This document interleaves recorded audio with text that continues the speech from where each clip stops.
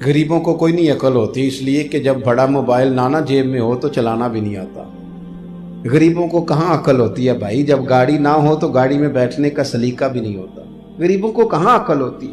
اس لیے کہ مہنگے مہنگے برتن گھر میں موجود نہ ہو تو چلانے کا سلیقہ بھی نہیں آتا۔ مذاق نہ اڑائیں کسی کی غریبی کا۔ آپ کسی کی مدد کر سکتے ہیں، نہیں کر سکتے بات الگ ہے، پر کسی کی حد کا میل سلوک تو نہ کریں، توہین تو نہ کریں، مذاق تو نہ اڑائیں۔ اور میرے نبی پاک صلی اللہ تعالی علیہ وسلم نے پتہ کیا فرمایا ہے؟ یہاں تو لوگ فخر سے بات سنا رہے ہوتے ہیں نا، بڑے فخر سے، کہ جناب میں وہ بینک میں گیا تھا تو کیمرے سے مجھے مینیجر صاحب نے دیکھا اور اندر بلا لیا۔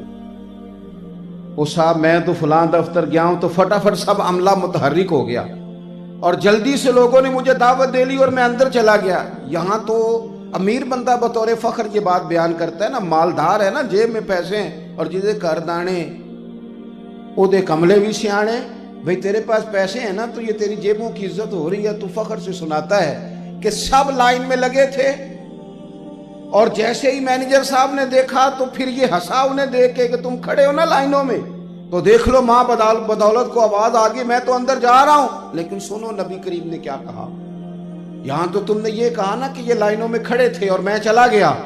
میرے رسول پاک صلی اللہ تعالی علیہ وسلم فرماتے ہیں جو فقیر لوگ ہوں گے نا، فقراء، انہیں اللہ امیروں سے 500 سال پہلے جنت میں داخل فرما دے گا۔ لائنوں میں کھڑے رہ جائیں گے بہت سارے امیر لوگ، سارے نہیں، بہت سارے، سارے نہیں۔ کیوں؟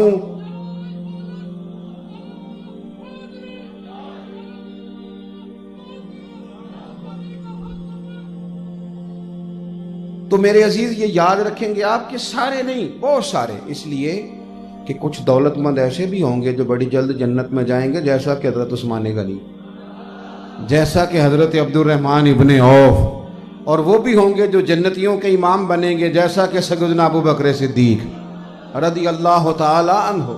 لیکن یہ کہ مذاق نہ اڑایا جائے، اس چیز کو کسی کے لیے باعث توہین نہ جانا جائے۔ میں نے دیکھا ہے لوگ، وہ ہمارے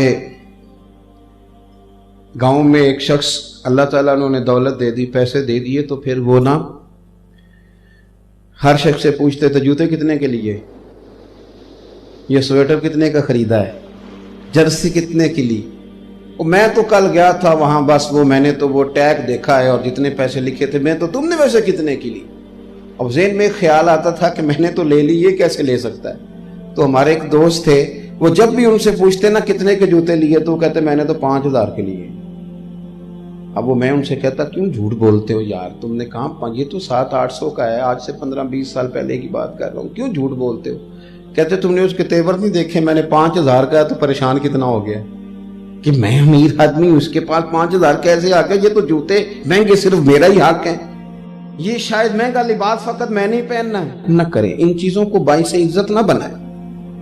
حضرت میاں محمد بخش صاحب رحمۃ اللہ علیہ کو ایک شخص تانگے پہ بٹھا کے لے گیا تو جا کے رستے میں کہنے لگا حضور یہ زمین بھی میری ہے، وہ بھی میری ہے، ادھر بھی میری ہے، ادھر بھی میری ہے۔ دیر تک ہر بندہ نہیں متاثر ہوتا دولتوں سے، ہر ایک کو نہیں بھاتی جائیدادیں۔ تو میاں صاحب تھک گئے، اس سے کہنے لگے میاں بس بھی کر، ٹھیک ہے یہ سارا کچھ تیرا ہے، بس 2 سوال پوچھنے ہیں، جواب دے دے کا۔ حضور پوچھئے۔ فرمانے لگی ایک تو یہ بتا دے کہ یہ زمین تجھ سے پہلے کس کی تھی، اور دوسرا یہ بتا دے کہ یہ تیرے بعد کس کی ہوگی۔ اور دانش منداں دا کم ناہی، دل دنیا تے لانا، اس ووٹی لکھ خاوند کیتے، جو کیتا سو کھانا۔ تم کس چکر میں پڑا ہوا ہے؟ میرے نبی پاک صلی اللہ تعالی علیہ وسلم نے فرمایا اگر مجھے تلاش کرنا ہوا نا تو اپنے کمزور لوگوں میں تلاش کرنا، ان غرباء میں۔ بعض محدثین نے مانا یہ کیا کہ صبح قیامت حضور غرباء کو ان کو اعزاز دینے کے لیے ان میں بیٹھیں گے۔ فرمایا مجھے تم ان میں بیٹھا پاؤ گے، اور فرمایا یہی وہ لوگ ہیں جن کی سبب سے اللہ تمہیں روزی عطا فرماتا ہے۔ عزیز دوستو، مذاق نہیں اڑائیں، توہین نہیں کریں، انداز نہ اس طرح کا اختیار کریں۔ حضرت سیدنا ابو ذر غفاری رضی اللہ تعالیٰ عنہ فرماتے ہیں کہ ایک دفعہ میں نے کہہ لیا تھا کسی وجہ سے میرے منہ سے نکل گیا سیدنا بلال حبشی کے لیے ابشن کا بیٹا، تھے بھی تو وہ ابشن کے بیٹے ہی نا، پر میں نے کہا تو حضور ناراض ہو گئے، محبوب کریم تک بات پہنچی تو حضور ناراض ہو گئے، اور فرمایا پتہ کیا؟ فرمایا تم میں ابھی تک جاہلیت کی باتیں موجود ہیں۔ کسی گورے کو کالے پر، اجمی کو عربی پر کوئی فضیلت نہیں سوائے پرہیزگاری کے۔ آپ فرماتے ہیں میں نے حضرت بلال سے معافی بھی چاہی اور ان سے کہا اپنا پیر میرے سینے پہ رکھو تاکہ میں بتاؤں جب ابشن کا بیٹا کلمہ پڑھ لے تو مدینے والے اسے کتنی عزت عطا فرما دیتے۔ کسی شخص کی توہین اپنے انداز میں لوگوں، اپنے لہجوں میں لوگوں کے لیے پیار پیدا کریں۔ حضرت عبداللہ ابن مسعود رضی اللہ تعالیٰ عنہ صحابی ہیں، اور اتنے خوبصورت صحابی ہیں کہ نبی پاک صلی اللہ علیہ وسلم نے فرمایا کہ عبداللہ ابن مسعود اسی طرح قرآن پاک پڑھتے ہیں جس طرح میرے اوپر نازل ہوا تھا۔ حضور نے فرمایا ان سے قرآن سیکھا کرو، اور جناب علی المرتضیٰ شیر خدا رضی اللہ تعالیٰ عنہ فرمایا کرتے تھے کہ عبداللہ ابن مسعود رضی اللہ تعالیٰ عنہ کا قرآن مجید ایسا ہے جو دل کو لبھاتا ہے، مزہ آتا ہے ان سے تلاوت سننے کا۔ پتہ کیا فرمایا کرتے تھے؟ فرمایا کرتے تھے انسان تو انسان رہے، مومن تو مومن رہے، مسلمان تو مسلمان رہے۔ فرمایا کرتے تھے میں نے تو کبھی کسی کتے کا بھی مذاق نہیں اڑایا، اس بات سے بھی ڈرتا ہوں کہ کہیں مالک اس کی بھی سزا نہ دے۔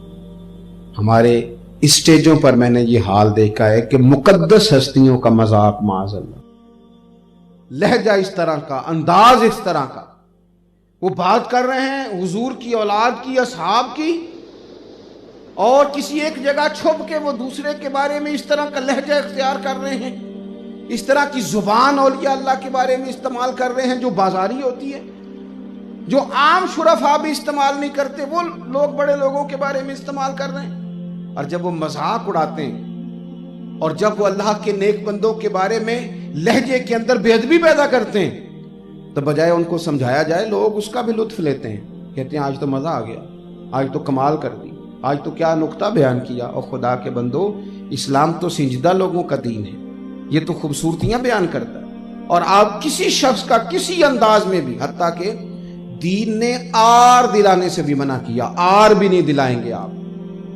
نہ کسی کو آر دلائیں گے کہ تو فلاں خاندان سے ہے، نہ اس بات کی اجازت ہے کہ آپ یہ آر دلائیں کہ تو فلاں نے پہلے فلانا گناہ کرتا تھا، اب ہم تجھے نیک کیسے مان جائیں، تو فلاں ہوتا تھا۔